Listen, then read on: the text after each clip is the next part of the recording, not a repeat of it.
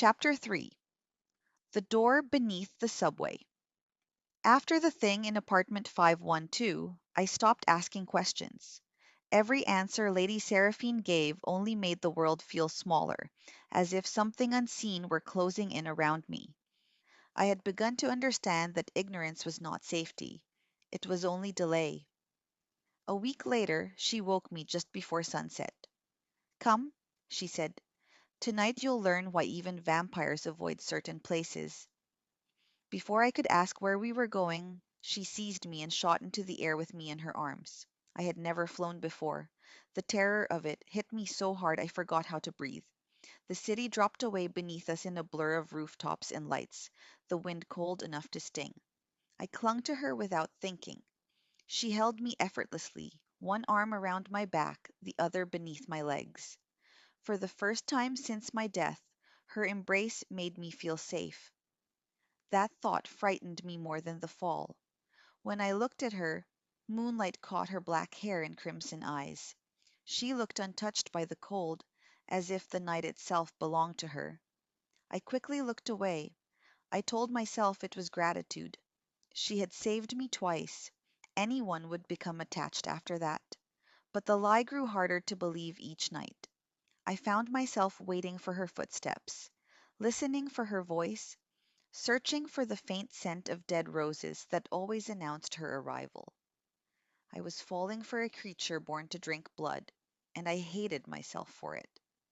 She carried me over the sleeping city toward an abandoned subway station, sealed since the 1970s. Hidden behind rusted fencing and warning signs, the entrance yawned beneath the street like a mouth that had forgotten how to close. Even from above, I could feel the darkness below. No trains, no lights, no sound, only the stale breath of the underground waiting below. As we descended, the cold deepened. The station swallowed the sound of our landing. Our footsteps should have echoed, but they didn't. The silence was so complete it made my ears ring. The platform was narrow and filthy, the walls stained with age. Dead fluorescent fixtures flickered overhead. The air smelled of rust, mold, and something sour underneath. Then I saw the walls, thousands of human claw marks carved into the concrete, layered over one another in frantic lines. Some were old and worn smooth. Others looked fresh. They dragged downward as if people had tried to dig their way out with bare hands and failed. At the bottom of the station stood a steel door with no handle, no lock, only countless faded handprints covering its surface. Some looked fresh. Lady Seraphine stopped. For the first time since I'd known her, she hesitated. "Do you hear it?" she asked. At first I heard nothing. Then three slow knocks echoed from the other side of the door.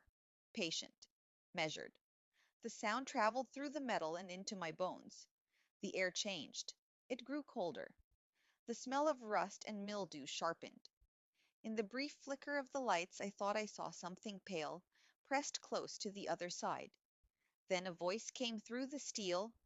It sounded exactly like mine. "Please, I've been trapped in here for so long." It had my hesitation, my cadence, even the tremor I heard in myself when I was afraid. It sounded like someone had peeled my voice out of my throat and taught it how to beg.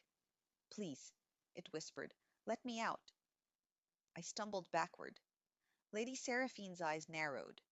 "It learns your voice before it learns your face." The steel door groaned. A crack spread across its center. Something behind it laughed, a soft, wet sound that made every instinct in my dead body recoil. Then the handprints on the door twitched, one by one, as if something beneath the surface had just realized it was being watched. The crack widened by a hair. A thin line of blackness seeped through it, and the smell that came with it was unbearable. Wet earth, old blood, and sweet rot. Lady Seraphine stepped forward and pressed one pale hand against the door. The crack sealed shut instantly. The handprints twitched harder. A shape moved behind the metal, fast enough to blur, and the door shuddered under the impact of something striking it from the other side. Then came the whisper. not from the door, from everywhere. Seraphine, my blood turned to ice. Lady Seraphine did not move, but I saw the smallest tightening at the corner of her mouth. The whisper came again, now layered with other voices beneath it.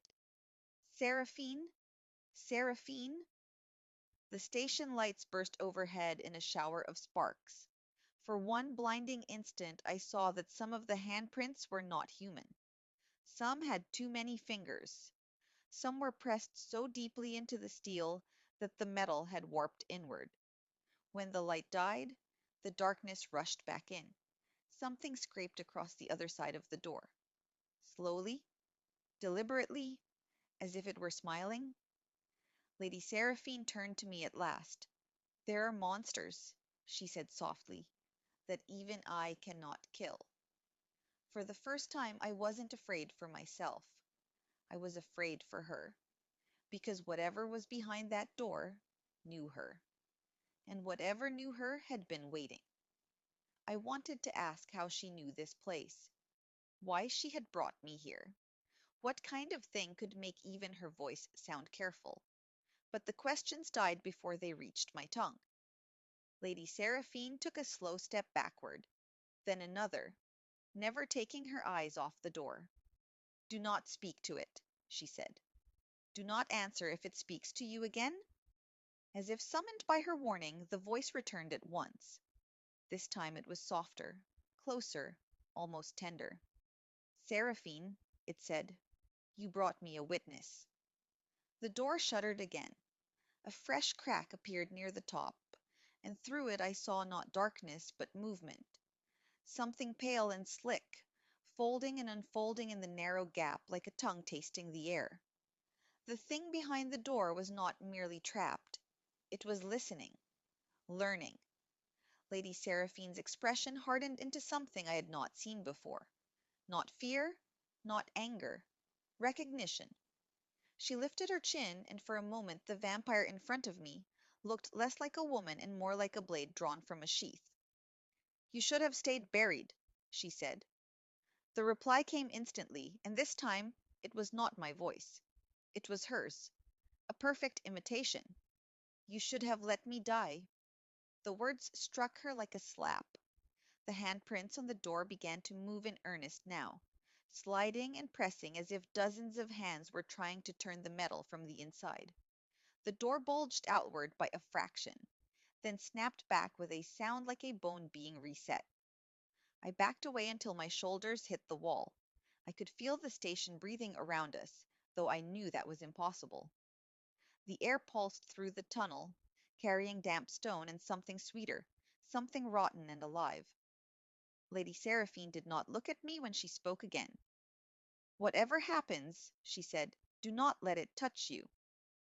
That was when I understood she was not warning me about the thing behind the door. She was warning me about myself, because I had already begun to feel it. A pull, a faint nauseating sympathy. The voice behind the steel had my voice. It had her voice. It had the voices of the dead in the walls and maybe even the city above us. It was not just imitating, it was collecting, wearing, becoming. The thought made me sick. The door gave one final violent shudder. Then everything went still. The silence that followed was worse than the noise. Lady Seraphine's hand remained pressed to the steel. Slowly the whisper returned, but now it was amused. "Still protecting them," it murmured, "even now." Lady Seraphine's jaw tightened. "Enough." The word cracked through the station like a whip. For a heartbeat I thought the thing behind the door had obeyed. Then I heard it laugh again, and this time the sound came from directly beneath our feet. I looked down. The platform dust was shifting. Tiny ridges formed in the powder, tracing a path toward us in a slow, deliberate line, as if something unseen were crawling just beneath the surface of the concrete. I stumbled back with a strangled sound. Lady Seraphine's eyes flashed to the floor, then to the tunnel behind us. "We're leaving," she said. There was no argument in her voice, only command. She seized my wrist and pulled me away from the door. I expected the thing behind it to scream, to slam itself against the steel, to burst through in a frenzy of hunger. Instead, the station remained eerily quiet as we retreated, as if whatever was inside had already gotten what it wanted. As we climbed back toward the surface, I couldn't stop looking at her. She noticed. Without turning around, she smiled. "What is it?" she asked. I opened my mouth. Nothing came out. How could I tell an immortal vampire that an undead servant had somehow fallen in love with the one creature he should fear above all others? I couldn't. So I simply followed her into the night. But when I looked back one last time, the steel door was covered in fresh handprints that hadn't been there before. Dozens of them, layered over the old ones, all pressed from the inside. And in the center of the metal, where Lady Seraphine had sealed the crack, there was a clean oval, where no rust, no dust, and no fingerprints remained. A face-shaped patch, as if something had been standing there with its mouth against the door, listening, watching us leave. And when the station lights flickered once, just before the darkness swallowed the platform again, I saw my own reflection in the steel. Only I wasn't outside the door. I was inside it,